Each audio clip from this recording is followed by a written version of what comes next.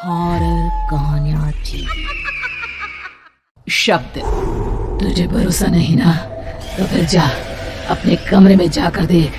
तेरे पलंग के नीचे तुझे तेरी माँ की हड्डियां मिलेंगी। प्रभात दौड़कर अपने कमरे में जाता है और अपने पलंग के नीचे देखता है। वहां पर सचमुच एक कंकाल पड़ा हुआ था और उसके शरीर पर जो कपड़े थे वो प्रभात की माँ के थे। क्या बात है, आज तो आप सुबह से ही बहुत बिजी हैं। ऐसा क्या लिख रहे हैं? बस एक फैमिली की कहानी लिख रहा था। जैसे हमारी फैमिली है ना, तुम, माँ और मैं, लेकिन थोड़े अलग तरीके से, क्योंकि ये कहानी हॉरर है और इसमें जो आदमी है ना, मैंने उसकी बीवी को मार दिया है। मतलब कहानी में ऐसा लिखा है। और जानती हो, उसके बाद जो बीवी है ना, वो एक बुरी आत्मा बन जाती है।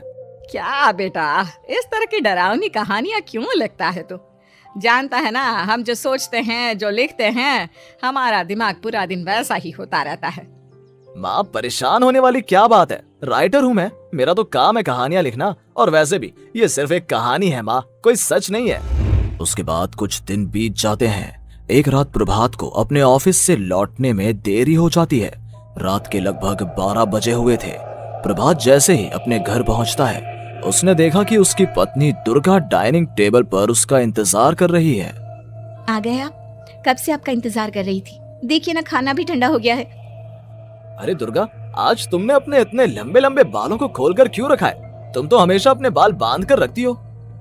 वो क्या है ना प्रभात, जब इंसान अपनी जिंदगी से मुक्त हो जाता है ना, तो उसे दूसरे सारे बंधन खोल देने चाहिए।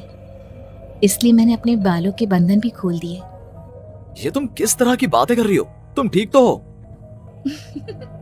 मैं बिल्कुल ठीक हूँ प्रभात। अच्छा चलो खाना खाओ। वो क्या है ना दुर्गा, मुझे भूख नहीं है। ऑफिस में कुछ खा लिया था। कोई बात नहीं, मैं तुम्हारे लिए एप्पल काट देती हूँ, एप्पल खा लो। नहीं दुर्गा, मुझे नहीं खाना है, मेरा मन नहीं है यार। तभी अचानक से दुर्गा अपने हाथ में एक बड़ा सा चाकू लेकर प्रभात पर हमला कर देती है। प्रभात अपने आप को बचाने की कोशिश करता है। आज मैं तुझे नहीं छोड़ूंगी, तुझे अपने साथ लेकर जाऊंगी अपनी दुनिया में। ये क्या बोल रही हो तुम? तुम्हारा दिमाग खराब हो गया है। आखिर तुम हो कौन? दुर्गा अपनी गर्दन टेढ़ी करते हुए बोलती है। मैं दुर्गा हूँ, तुम्हारी पत्नी। ध्यान से देखो मेरी आंखों में। प्रभात बुरी तरह से डर जाता है और घबराहट में वो चाकू अपनी पत्नी के पेट में मार देता है। उसकी पत्नी की वहीं के वहीं मौत हो जाती है और उसकी चीख की आवाज सुनकर उर्मिला दौड़ते हुए बाहर आती है। ये तूने क्या किया प्रभात? तुमने अपनी पत्नी का खून कर दिया। लेकिन तू तो उसे बहुत प्यार करता था बेटा। तूने बहू को क्यों मार डाला? माँ, ये आपकी बहू नहीं थी, इसके अंदर कोई बुरी आत्मा घुसाई थी। मैं नहीं जानता ये सब कैसे हो गया, लेकिन वो मुझ पर हमला कर रही थी, मुझे मारने की कोशिश कर रही थी। माँ, मैंने कुछ नहीं किया। ये तूने क्या कर दिया बेटा?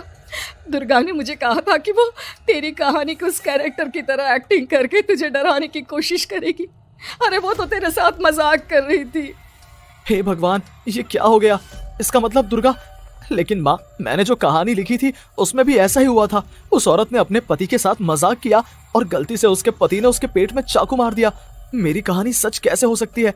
माँ, मुझे बहुत डर लग रहा है। अब ये सोच, दुर्गा की लाश का क्या करें हम?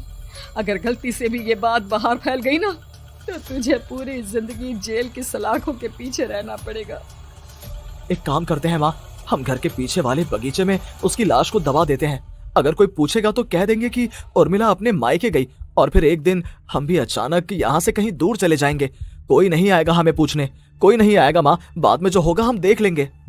प्रभात अपनी माँ उर्मिला की मदद से दुर्गा की लाश को अपने घर के बगीचे में गाड़ देता है। कुछ दिन तो ऐसे ही बीत जाते हैं, लेकिन एक दिन अचानक रसोई से आ रही कुछ आवाजें सुनकर प्रभात की नींद खुलती है। प्रभात ने देखा कि वहां पर एक लंबे बालों वाली औरत दूसरी तरफ चेहरा करके खड़ी हुई थी। कौन है? कौन है वहां पर? अरे कौन हो तुम? मैं दुर्गा हूँ प्रभात। क्या हुआ, मुझसे इस तरह के सवाल क्यों कर रहे हो तुम? तुम दुर्गा नहीं हो सकती। दुर्गा तो... प्रभात, मैं तुम्हारी पत्नी हूँ, तुम मुझे कैसे भूल सकते हो? 4 दिन के लिए मायके क्या चली गई, तुम तो मुझे भूल ही गए। अब अगली बार ना मैं कहीं नहीं जाऊंगी। पता चला तुमने तो मुझे पहचानने से ही इनकार कर दिया। नहीं, तुम दुर्गा नहीं हो सकती। तुम दुर्गा हो ही नहीं सकती। मैं जानता हूँ ये सब क्या हो रहा है। मैंने अपनी कहानी में लिखा था कि उस आदमी की पत्नी की मौत के बाद एक बुरी आत्मा उसका रूप लेकर उसके घर में आ जाती है। तुम वही हो ना? और अचानक से खूबसूरत दुर्गा का चेहरा काला पड़ जाता है।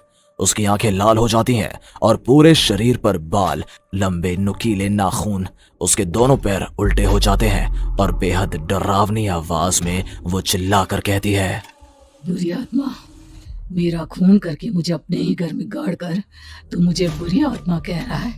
मैं तुझे छोड़ूंगी नहीं।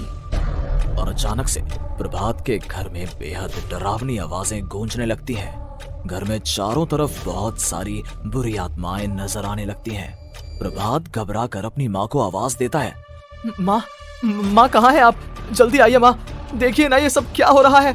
प्रभात ने देखा कि अचानक से उसकी माँ कमरे से दौड़ कर आती है। क्या हुआ प्रभात? और ये लोग कौन है? इन सब की गर्दन टेढ़ी क्यों है? इनके बाल खुले हुए। प्रभात, ये सब लोग तो मुझे मरे हुए नजर आ रहे हैं। हाँ माँ, ये सब लोग मरे हुए ही हैं और ये ठीक वैसा ही हो रहा है जैसा मेरी कहानी में हुआ था। लेकिन मेरी कहानी के हिसाब से तो आप भी। अचानक से उर्मिला का रूप बदल जाता है। वो भी एक डरावने साए की तरह बन जाती है और बेहद डरावनी आवाज में चिल्ला चिल्ला कर कहती है, मर गई तेरी माँ। जानता है, कल रात जब तू सो रहा था ना, तो मैंने उसके शरीर का सारा खून पी लिया। अब बस हड्डियां बची है उसके शरीर में। नहीं, ऐसा नहीं हो सकता, ऐसा बिल्कुल नहीं हो सकता। मेरी माँ नहीं मर सकती। तुझे भरोसा नहीं ना, तो फिर जा अपने कमरे में जाकर देख। तेरे पलंग के नीचे तुझे तेरी माँ की हड्डियां मिलेंगी। प्रभात दौड़कर अपने कमरे में जाता है और अपने पलंग के नीचे देखता है। वहां पर सचमुच एक कंकाल पड़ा हुआ था और उसके शरीर पर जो कपड़े थे वो प्रभात की माँ के थे। माँ, अब मुझे कुछ करना पड़ेगा। लेकिन मेरी कहानी में लिखा था कि माँ की मौत मेरे हाथों से होगी, पर माँ तो पहले ही मर चुकी है और वो बुरी आत्मा मुझे भी मार देगी। नहीं, इससे पहले कि वो मुझे कुछ करे, मुझे उसका काम खत्म करना होगा। प्रभात अपने हाथ में बड़ा सा चाकू लेकर उस बुरी आत्मा पर हमला कर देता है जिसने प्रभात की माँ का रूप लिया हुआ था। और अगले ही पल वो नीचे गिर जाती है और उसके शरीर से खून बहने लगता है। ऐसा नहीं हो सकता, एक बुरी आत्मा के शरीर में तो खून होता ही नहीं है। तो क्या सच में मैंने अपनी माँ को मार दिया? लेकिन अभी कुछ देर पहले तो फिर वो कंकाल किसका है? और ये कौन है? मैं पागल हो जाऊंगा। और अपनी माँ की लाश, इसका मैं क्या करूं? लोग पूछेंगे तो मैं क्या जवाब दूंगा? तभी वहां पर दुर्गा का रूप लेकर जो आत्मा थी उसने प्रभात से कहा, गाड़ दे अपनी माँ को ले जाकर उसी जगह जहाँ तूने मेरा खून करके मुझे गाड़ दिया था। चला जा। घबराया हुआ प्रभात पागलों की तरह अपनी माँ की लाश को लेकर बगीचे में गाड़ देता है। प्रभात की हालत पागलों जैसी हो जाती है। वो अपने आप को अपने घर में बंद कर लेता है।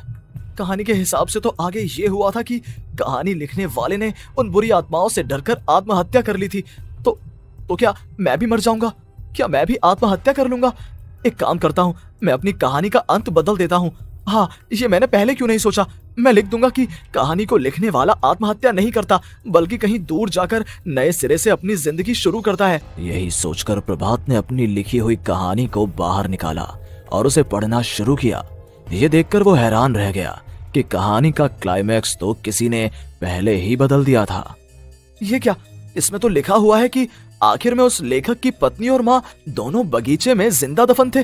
बुरी आत्माओं ने उनको कैद करके रखा था और वो लेखक अपनी माँ और पत्नी दोनों को जिंदा बाहर निकाल लेता है। लेकिन ये सब लिख किसने दिया? प्रभात दौड़कर बगीचे में जाता है और वहां पर खुदाई करना शुरू कर देता है। प्रभात देखता है कि वहां पर लकड़ी के 2 बड़े संदूक हैं और उनके अंदर से आवाजें आ रही हैं। प्रभात बचा लो मुझे। अगर थोड़ी देर और हो गई तो वो मुझे छोड़ेगी नहीं। बेटा देखो, मैं इस बक्से के अंदर बंद हूँ, प्लीज मुझे बाहर निकालो। वो बुरी आत्मा किसी भी वक्त मुझे मार डालेगी। प्रभात वो दोनों बक्से बाहर निकालता है और अपनी पत्नी और माँ दोनों को आजाद करवा लेता है। लेकिन तभी वहां पर अचानक से एक बेहद डरावनी और खौफनाक दिखने वाली औरत आ जाती है। तुझे क्या लगा था इतनी आसानी से अपनी पत्नी और माँ को बचा लेगा? बस 5 मिनट और उसके बाद अमावस का चांद आसमान में आने ही वाला है। लेकिन तूने इन दोनों को बाहर निकाल लिया, अब तुझे मरना होगा। नहीं, मैं जानता हूँ मैं नहीं मरूंगा, और अब आगे क्या करना है ये भी मुझे पता है। प्रभात ये बहुत खतरनाक है, हमें मार डालेगी प्रभात, चलो यहाँ से। नहीं दुर्गा, अब मुझे अच्छी तरह से पता चल चुका है कि इस बुरी आत्मा से हम कैसे पीछा छुड़वा सकते हैं। और इतना कहकर प्रभात अपने हाथ में पकड़ी हुई सिंदूर की थैली उस बुरी आत्मा के ऊपर उछाल देता है। कुछ ही देर में वो जमीन पर गिरकर राख में बदल जाती है। ये सब क्या हो रहा था बेटा? ये सब तुम्हारी लिखी हुई इस कहानी की वजह से हुआ है ना? नहीं माँ, पहले मुझे भी ऐसा ही लगा, लेकिन बाद में पता चला कि बरसों पहले हमारे इस बगीचे की जमीन के अंदर किसी को जिंदा गाड़ दिया गया था, और बस उसी औरत की आत्मा हमें परेशान कर रही थी। उसी ने मेरे शब्दों में जान डालकर उस कहानी को जिंदा कर दिया था। मुझे माफ कर दो प्रभात, मैंने आपकी कहानी के साथ छेड़छाड़ की थी और उसे बदल दिया था। माफी मांगने की जरूरत नहीं है दुर्गा, तुम्हारे उस बदलाव की वजह से ही आज हम सब जिंदा हैं, क्योंकि